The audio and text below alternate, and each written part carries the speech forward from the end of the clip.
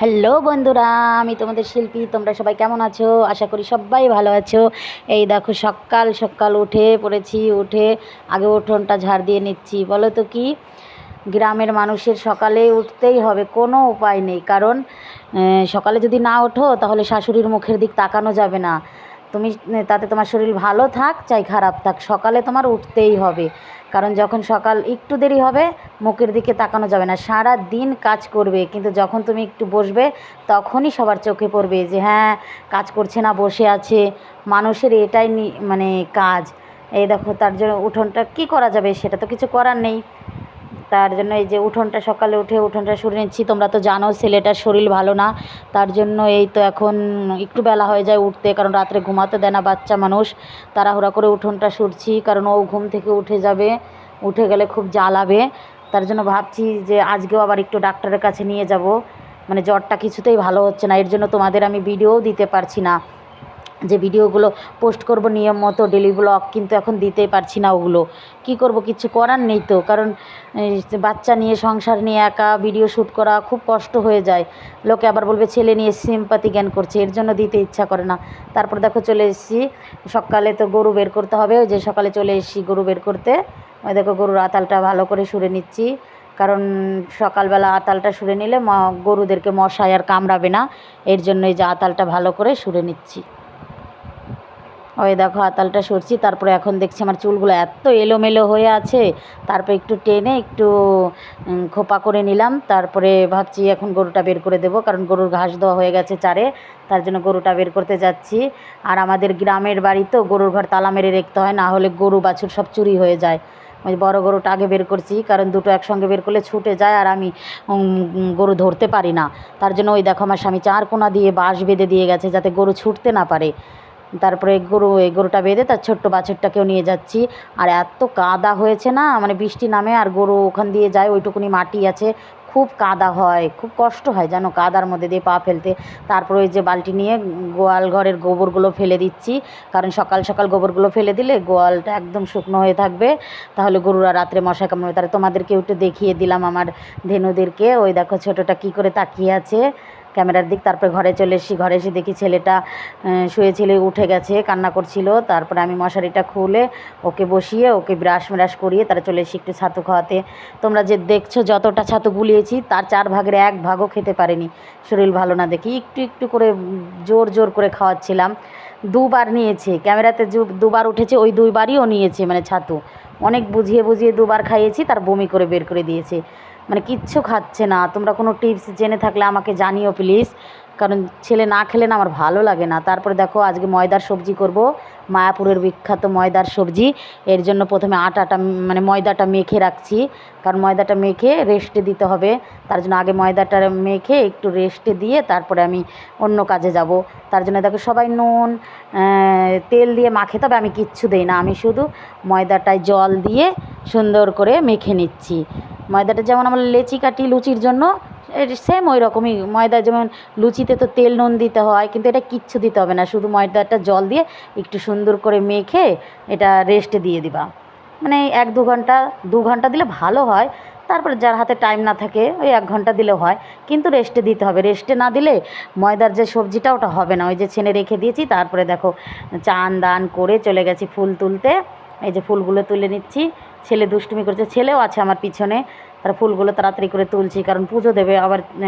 ছেলেকে নিয়ে ডাক্তারের কাছে যেতে চেয়েছি, তার জন্য একটু তাড়াহুড়া করছিলাম যে তাড়াতাড়ি ফুলগুলো তোলা হয়ে গেলে তাড়াতাড়ি পুজো দেওয়া হয়ে যাবে, তারপর ছেলেকে নিয়ে ডাক্তারের কাছে চলে যাব। আর ওই দেখো দুষ্টুটা কী করছে, একটা পাতা তুলে আমাকে বলছে মা এই নাও এটা ফুল। আমি বলছি এটা ফুল? বলছে হ্যাঁ এটাই ফুল। মানে দুষ্টু করার জায়গা পাচ্ছে না। তাই আমি বললাম দুষ্টু, ফুল তোলা বাদ দিয়ে তুই আমাকে পাতা দিচ্ছ তুমি? তারপরে দেখো তোমাদের আমাদের গাছের বেগুনগুলো দেখাচ্ছি, কী সুন্দর দেখো, কিন্তু এগুলো জালি এখনও তোলা যাবে না। তার বাড়ি এসে মানে বাগান থেকে বাড়ি এসে তারপরে বলছে মা একটু ম্যাগি খাবো।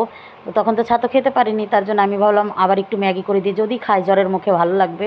ওই দেখো একটা বাটিতে জল নিয়ে ম্যাগি মশলা দিয়ে আমি একদম সিম্পলভাবে বানাই। এবার গ্যাসের উপর বসিয়ে দেবো। এই যে গ্যাসের উপর বসিয়ে এবার গ্যাসটাকে ধরিয়ে দিচ্ছি, যাতে ম্যাগিটা একটু হয়। গ্যাস বেশি নেই, তার জন্য গ্যাসে করি না। তার ম্যাগিটায় যে জাল দিচ্ছি, ম্যাগিটায় যে ফুটে গেছে। এখন দেখছি ম্যাগি, আমার ছেলে এবার এত ঝোল ঝোল খাবে না, মানে এত স্যুপ থাকলে খাবে না, তার জন্য ওর জন্য একটু মানে শুকনো করতে হবে। এই যে হয়ে গেছে, শুকনো করে নিয়েছি। তারপর ওকে দিয়ে তারপর চলে গেছি কলপারে পুজোর থালা বাসন মেজে, যে কলপার থেকে এখন ধুয়ে নিচ্ছি। আমার এক হাতে ফোন ছিল আর এক হাতে কাজ করছিলাম, তার জন্য ক্যামেরাটা একটু নড়ছিল। প্লিজ ভুল হলে তোমরা আমাকে ক্ষমা করে দিও, কারণ আমি অত ভালো পারিও না যে তোমাদেরকে বলবো আমার ভালো হয়। তারপর ওই যে ময়দাটা মেখে রেখেছিলাম 1 ঘন্টার বেশি হয়ে গেছে, তারপর দেখো ভালো করে কচলে কচলে ধুয়ে নিচ্ছি। এটা অনেকবার ধুতে হবে, মানে যতক্ষণ না সাদা জল বেরোবে ততক্ষণ ধুয়েই যেতে হবে, কারণ ওই যতটা ময়দা দেখেছিলে ধুতে ধুতে একদম অল্প একটু হয়ে যাবে, মানে ধোয়ার পরে অনেকটা কমে যাবে, কারণ ময়দার সবজি এইভাবেই করতে হয়। তারপর সুন্দর করে ধুচ্ছি কচলে কচলে। তোমরাও যদি এই রেসিপিটা ফুল রেসিপি দেখতে চাও আমাকে কমেন্ট করো, আমি তোমাদেরকে রেসিপি দিয়ে দেবো ফুল রেসিপিটা। একবার খেয়ে দেখো নিরামিষ ময়দার সবজির রেসিপি, তোমরা মাছ মাংস খাওয়া ভুলেই যাবে। এত মানে ভালো হয়, তোমাদের বলে বোঝাতে পারবো না যে কতটা ভালো হয়। হয়তো তোমরা ভাবছো আমি ভিডিও করছি দেখে বলছি, না বন্ধুরা, তোমরা একবার এই রেসিপিটা বানিয়ে খেয়ে দেখো, তারপর আমাকে বলবা যে হ্যাঁ রেসিপিটা কেমন। ওই তারপরে দেখো এই যে সুন্দর করে ধুয়ে নিচ্ছি। ছেলে এসেছিলো খাবে না ম্যাগি বলছে, তাই আমি বললাম না খেলে রেখে দাও। ছেলেটা মানে কষ্ট পাচ্ছে, কী করবো, একা মানুষ, স্বামী কাজের সূত্রে বাইরে থাকে, তারপরে আবার গরু বাছুর আছে, এর জন্য কাজ করে সময় পাই না। ছেলেকে কোলেও নেওয়ার আমার মানে সময় থাকে না, কারণ আমার তো কাজ করতে হবে, ওকে রেখে রেখেই আমি কাজ করি। ওই দেখো ময়দাগুলো সুন্দর করে ধুচ্ছি, তোমরা দেখো কি করে ধুচ্ছি। এক হাত দিয়ে এটা হবে না, এর জন্য 2 হাত লাগিয়েছি। ওই দেখো সুন্দর করে ধুয়ে নিচ্ছি, কারণ এটা যত ভালো ধোবে তত ময়দার সবজিটা মানে তত ভালো হবে। কেউ যদি ভাবে 2-4 বার ধুয়ে হয়ে যাবে, না, এটা অনেকবার ধুতে হবে। আমি তো অনেকবার ধুয়েছিলাম, কারণ অনেকবার না ধুলে ময়দার যে ওটা বেরোবে না, আর ওটা ভালোও লাগবে না খেতে। পরিষ্কার জল বেরিয়ে গেছে, দেখেছো, এইটুকুনি বেরিয়েছে, অতটা ময়দার থেকে এইটুকুনি বেরিয়েছে। ওই দেখো তারপরে চলে এসেছি উনুনের পাড়ে রান্না করতে, ছেলেকে ঘরে বসিয়ে দিয়ে চলে এসেছি উনুনের পাড়ে। আর উনুনটা ধরিয়ে নিচ্ছি তাড়াহুড়া করে, উনুনটা ধরিয়ে নিচ্ছি, কারণ তারপরে মানে কড়াইটা খুব চেতে গেছে। তারপরে ওর মধ্যে একটু জিরে আর তেজপাতা ভেজে নিচ্ছি, তারপর ওই কড়াইতেই তেল দিয়ে দিলাম। আর এবার দেখবা যে ওই ময়দার সবজির যে আমি ভেজে রেখেছিলাম, এবার একটু একটু করে ছিঁড়ে দিয়ে দেবো ওর মধ্যে, মানে তেলটা গরম হবে, তারপর ওর মধ্যে যে ময়দাটা ধুয়ে রেখেছিলাম ওইটা একটু একটু করে ছিঁড়ে দেবো, আর ফুলে ফুলে একদম বলের মতো হয়ে যাবে। তোমরা ভিডিওতে থাকো তাহলে দেখতে পারবে যে কী করে মানে ফুলে ফুলে বলের মতো হচ্ছে। এখন দেখো কত ছোট ছোট করে দিলাম, আর এবার দেখবে একদম ফুলে ফুলে একদম বল বল হয়ে যাবে, অনেক বড় বড় হয়ে যাবে। ওই দেখো দেখতে পেলে তোমরা কতটা বড় বড় হয়ে গেছে। আমি ফার্স্ট মোশন করে দিয়েছি, তবে তোমরা যখন ভাজবে হয়তো 2 থেকে 3 মিনিট লাগবে, কারণ একটা জিনিস ভাজা হতে তো টাইম লাগে না। তবে ছেড়ে ছেড়ে যে অল্প একটু দিলেও বড় বড় ফুলে ফুলে যায়। ওই দেখো কী সুন্দর একদম বমের মতো ফুলে ফুলে গেছে, দেখেছো। এবার সবগুলো তুলে নেওয়া হয়ে গেলো, তারপর ওর মধ্যে যে আলু কেটে রেখেছিলাম ওই আলুগুলো দিয়ে একটু আলুগুলো লাল লাল করে ভেজে নেব, কারণ আলুটা যত সুন্দর ভাজা হবে তরকারিতে আলুর টেস্টটা তত বেশি আসে, কারণ হাত দিয়ে চাপ দিলে একদম মোমের মতো গলে যায়। আর আলু যদি সেদ্ধ করে নাও তাহলে মানে তরকারিতে জোর পড়ে না, একটু শক্ত হয়ে যায়, কিন্তু যদি তুমি ভেজে নাও তাহলে ওই আলুর টেস্টই আলাদা। তারপরে দেখো মশলা আদা জিরে তেজপাতা মানে সব বেটে আদা লঙ্কার গুঁড়ো এগুলো সব মানে টমেটো দিয়ে দিলাম, কাজু বাদাম, তারপরে এগুলো বেটে সব একসঙ্গে দিয়ে এবার নেড়েচেড়ে মশলাটা সুন্দর করে কষিয়ে নিচ্ছি, কারণ মশলা যত ভালো কষাবে তরকারির টেস্ট তত ভালো হবে।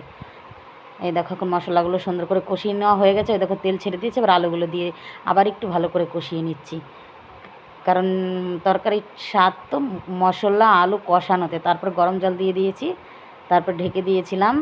এই দেখো এবার যে এই ফুলুরিগুলো ভেজে রেখেছিলাম ময়দার সবজির ওগুলো দিয়ে দিচ্ছি, ওগুলো দিয়ে আবার একটু ঢাকা দিয়ে দেবো যাতে মানে ভালো হয়ে যায়। তারপর নামিয়ে দেখো এই যে সম্বারা দিয়ে দিচ্ছি, ওই দেখো জিরে তেজপাতা দিয়ে দিয়েছি। এবার ওগুলো ভাজা হয়ে গেলে তরকারিটা সম্বার দিয়ে দিলাম, এবার একটু জিরে বাটা ওই যে ভেজে রেখেছিলাম প্রথমে যে জিরেটা সেটা, আর একটু গরম মশলা আর একটু ঘি দিয়ে ওটা নামিয়ে দেবেন। দেখবেন বন্ধুরা, তোমরা আমার কথা একবার খেয়ে দেখেন। তো আমার ভিডিও ভালো লাগে একটা লাইক কমেন্ট শেয়ার করে দিবেন, আর নতুন নতুন ভিডিও পেতে আমার সঙ্গে থাকবেন।